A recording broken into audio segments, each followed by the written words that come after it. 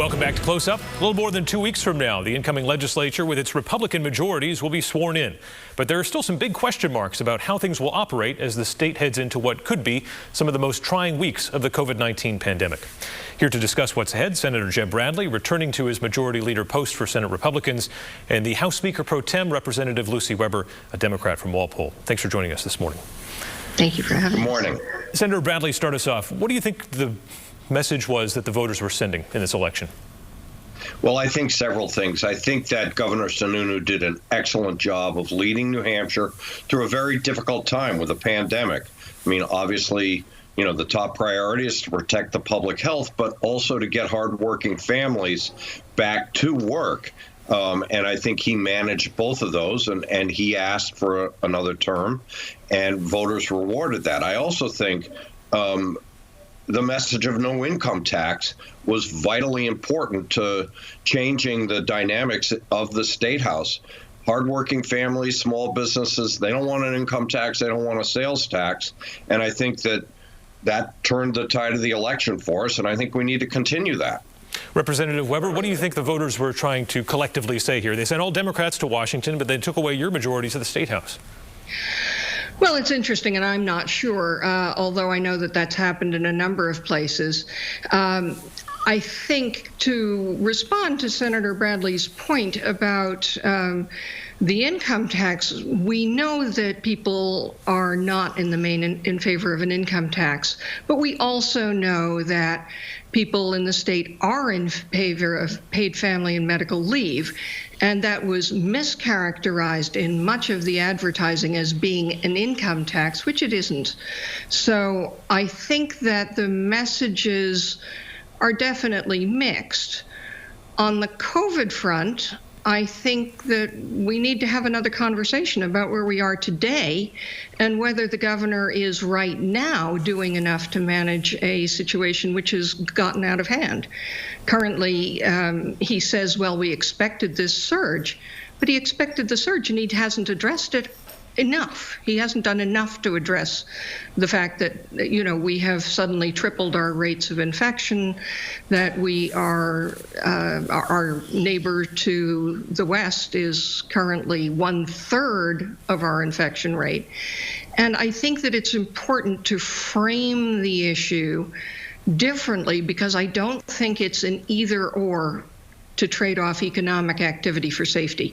I think that what we need to do is do both, and it's perfectly possible to do both with a little more direct direction from the governor. Certainly the life and death aspect is serious, and so is the budget impact as well that the state could be facing.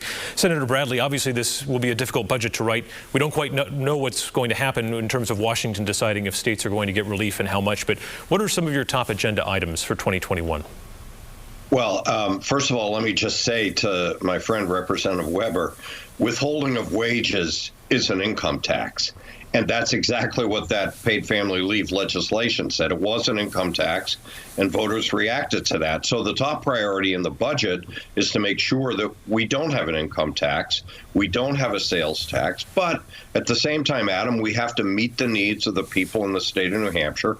Obviously, response to the pandemic is first and foremost, but we also have to keep our economy open, and we have to be competitive for businesses so that hardworking families, small business owners, can get back on the job. That has to be the top priority as we write a budget. As I'm telling my colleagues, in 2021, I think in terms of legislation, less is more. It's really important that we set the groundwork for a growing economy. I think we do need to do things to expand broadband, and a growing economy hopefully will produce the revenues to help us fund education. But I think we don't need to be over expansive in our agenda. We need to keep it really strictly focused on the economy, on getting people back to work, and on protecting the public health. Representative Weber, in 2017 and 2018, Democrats remained cohesive as a caucus and were able to stop some things in the House Republicans wanted to pass.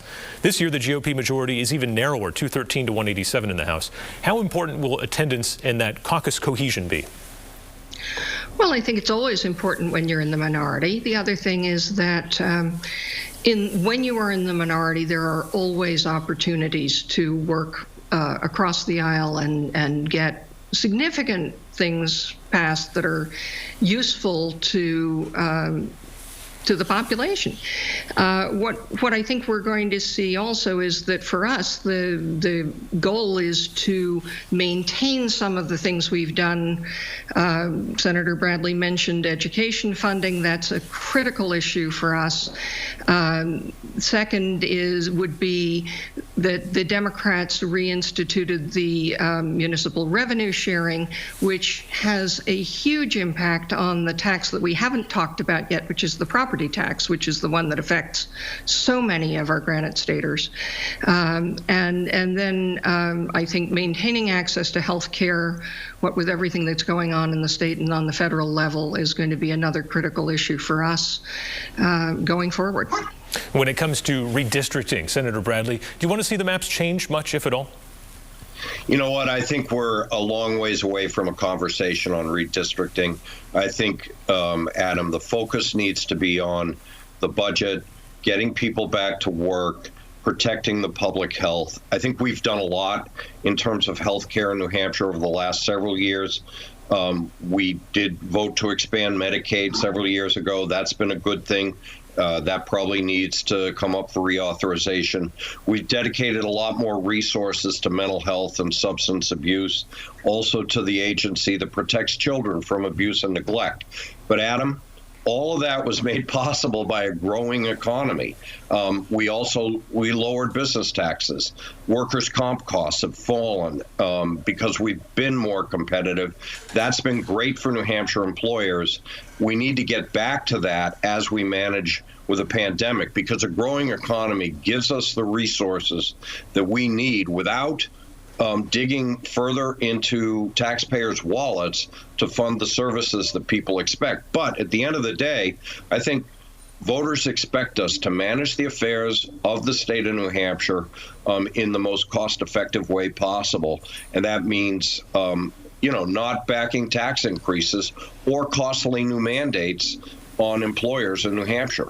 Let's turn back to the pandemic and its impact on how the legislature will conduct its business. Representative Weber, we don't yet know who the speaker will be. It's likely it's going to be Representative Dick Hinch from Merrimack. But what are some concerns from the Democratic side? We're hearing a lot about the House wanting to meet in person, particularly in Reps Hall. Well, we have heard that, and at the time we heard that, our infection rate was far lower than it is now. And as you know, in the last week, the rates have exploded here in New Hampshire. If you put 400 people in theater seating, which is what Reps Hall is, sitting shoulder to shoulder, sharing an armrest, if anybody is ill, then there's going to be a huge amount of transmission. And it's a concern not only for our members, many of whom are older and have pre-existing conditions, but it's also of enormous concern that then you are creating disease vectors that are taking infection back to every single corner of our state. And even Governor Sununu said the other day, right now, gatherings are to be discouraged. So it's going to be interesting to see what whoever is the next speaker comes up with.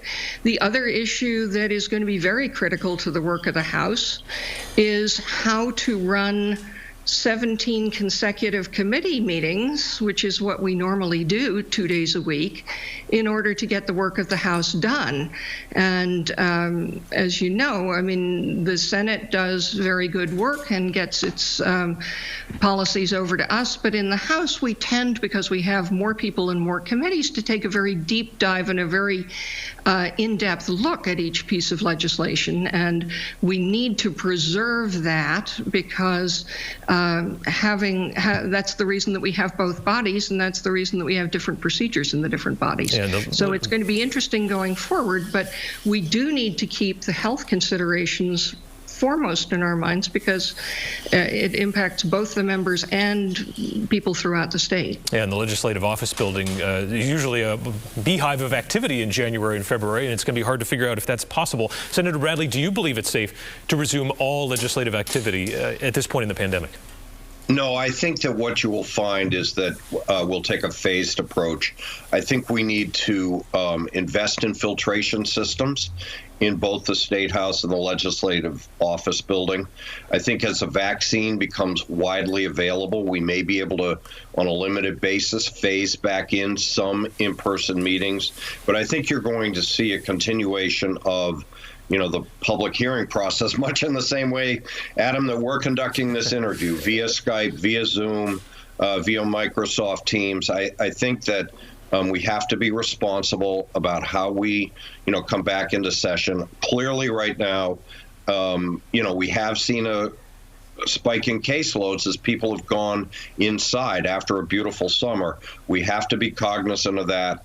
I think that we can, over time, with the proper equipment in place and a vaccine in place that hopefully is effective, resume more day-to-day activity in the State House. But we need to, this is one thing where I agree with Representative Weber. We've got to be cautious and careful. A quick follow to you, Senator Bradley. Is there a chance that things could be postponed a few months in terms of how you do your work legislatively, or is that not even a possibility in a budget year? I think that we will need a budget by July 1st of next year, 2021. That, as I said before, has got to be the top priority. Less is more, but we have to have a budget. And I think that with a lot of focus on the budget and hopefully improving pandemic conditions with a vaccine and the infrastructure upgrades that we're going to have to make in the building, we will be able to get a budget done. All right, Senator Bradley, Representative Weber, thank you so much for your time this morning on Close Up.